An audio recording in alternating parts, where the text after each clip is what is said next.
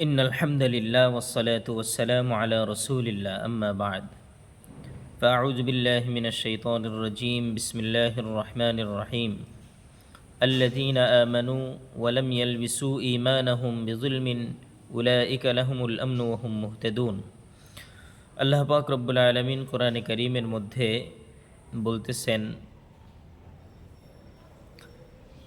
যে মুমিন ঈমান এনেছে এবং ঈমানকে জুলুমের সাথে মিশ্রিত করেনি তারাই তো কেবলমাত্র নিরাপত্তা এবং স্বস্তি লাভ করেছে এবং তারাই তো সঠিক পথে রয়েছে।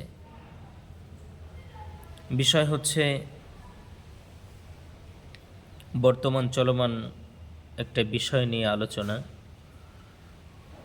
আজকে মানুষের নিরাপত্তার কথা যারা বলছে, মানুষের স্বস্তির কথা যারা বলছে, এরা নিজেদের ঈমানের, নিজেদের আমলের এবং যে মুখের বুলি তারা বলছে মানুষের নিরাপত্তা, মানুষের স্বস্তি, কোনোটাই তাদের মধ্যে নেই। কারণ আমরা দেখছি বিগত বিভিন্ন জায়গায়, বিভিন্ন রাষ্ট্রের মধ্যে, বিভিন্ন দেশে কিভাবে মুসলমানদের উপরে, শিশু এবং নারীদের উপরে কিভাবে নির্যাতন চলছে, সংকট চলছে। এই মানব অধিকার নামের এই সংস্থাটা সেই সমস্ত জায়গায়ও বিরাজমান, কিন্তু আজও পর্যন্ত তারা কোথাও কোনো নিরাপত্তা দিতে পারেনি, কোথাও তারা স্বস্তি আনতে পারেনি। এজন্যই পারেনি, তাদের নিজেদের মধ্যে নিরাপত্তার কোনো কিছুই নেই, স্বস্তিরও কোনো কিছুই নেই। কারণ আল্লাহ পাক তো বলেছেন নিরাপত্তা ঈমানের সাথে, স্বস্তি হচ্ছে ঈমানের সাথে। কিন্তু এই সমস্ত মানুষগুলির মধ্যে না আছে ঈমান, না আছে ইসলাম, না আছে আল্লাহর ভয়, না আছে রসুলের সুন্নাহ, কোনো কিছুই তাদের মধ্যে নেই। যার কারণে তারা কোথাও কোনো স্বস্তি, কোনো নিরাপত্তা, কোনো কিছুই আনতে পারেনি। বরং যেই জায়গাগুলোতে শান্তি ছিল সেই জায়গাগুলি থেকে শান্তিকে দূরীভূত করতে পেরেছে। এই সংস্থা যেখানে এগিয়েছে সেখানে আগুন লাগিয়ে দিয়েছে।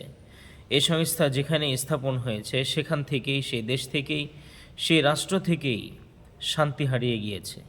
এটাই হচ্ছে এই সংস্থার মূল পরিচয়। কিন্তু আল্লাহ পাক রব্বুল আলামিন বলতেছেন শান্তি, স্বস্তি, নিরাপত্তা এটা হচ্ছে একমাত্র কেবলমাত্র ওই ঈমানদারদের জন্য যেই ঈমানদারগণ ঈমান এনেছে, মুমিন হয়েছে এবং তাদের ঈমানকে কোনো জুলুমের সাথে মিশ্রিত করেনি। তো আমরা যদি আমাদের জীবনের নিরাপত্তা চাই, আমরা যদি আমাদের জীবনের স্বস্তি চাই, জীবনের মধ্যে যদি শান্তি চাই, তাহলে আমাদেরকে ওই ধরনের ঈমানদার হতে হবে যেই ঈমানদারগণ নিজেদের ঈমানকে কখনো জুলুমের সাথে মিশ্রিত করেওনি এবং কখনো জুলুমের সাথে মিশ্রিত করার ইচ্ছাও পোষণ করে না। যদি কখনো এমন কোনো সংস্থা, এমন কোনো ব্যক্তি কখনো এই বলি আমাদেরকে শোনায়, মুসলমানদেরকে শোনায়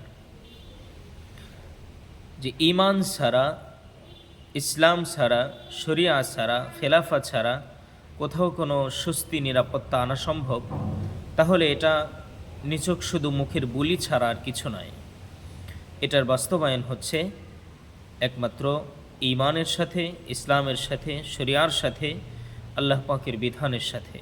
সর্বোপরি কথা হচ্ছে যদি আমরা স্বস্তি চাই, যদি আমরা শান্তি চাই, নিরাপত্তা চাই, তাহলে ইসলাম বিদ্বেষী সমস্ত শক্তি, সমস্ত ব্যক্তি, সমস্ত সংস্থা সব কিছুকে একমাত্র ঈমানকে সামনে রেখে সমস্ত শক্তিকে পদাঘাত করতে হবে, সমস্ত শক্তিকে দূরীভূত করতে হবে এবং ঈমান, ইসলাম, আল্লাহ পাকের বিধান, শরিয়াকে সামনে রাখতে হবে।